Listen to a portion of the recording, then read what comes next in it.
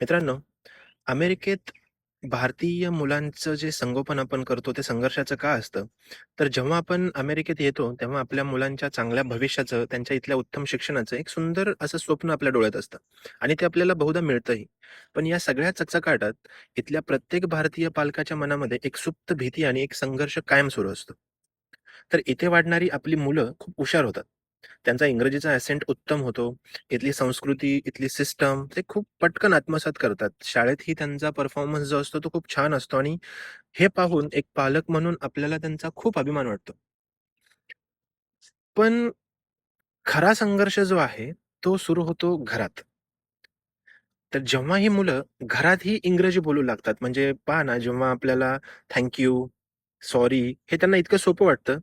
पण त्यांना एखादे आजोबा भेटले तर त्यांना नमस्कार करणे किंवा त्यांच्या पाया पडा म्हटल्यावरती त्यांच्या चेहऱ्यावरती असे एक प्रश्नचिन्ह उभा राहतात.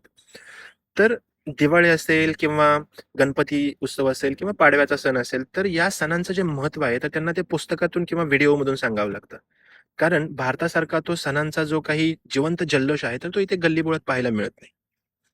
तर आपली मुलं जी आहेत, ती इंग्रजी तर छान बोलेलच, पण ते आपली मातृभाषा तर विसरणार नाही ना. हे अमेरिकन बनेल किंवा हे आपल्या मातीशी, आपल्या संस्कृतीशी, आपल्या नैतिक मूल्याशी जोडून राहील का? हा प्रश्न प्रत्येक पालकाला रात्री झोपताना अस्वस्थ करतो. तर यावर उपाय काय? तर हा उपाय सुद्धा आपल्या हातात आहे. म्हणजे कसं, की आपण अमेरिकेत राहून मुलांना अमेरिकन बनण्यापासून रोखू शकत नाही आणि ते योग्यही नाही.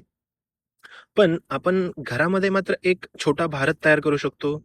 मुलांशी मराठीतच घरी बोलणे, सणांपाठीमागची त्यांना जी काही गोष्टी असतील त्यांना सोप्या भाषेत समजावून सांगणे, वीकेंडला त्यांना फक्त फिरायला न नेता त्यांना आपल्या संस्कृतीच्या छोट्या-छोट्या गोष्टींची सवय लावणं, ह्या सगळ्या गोष्टी आपण करू शकतो.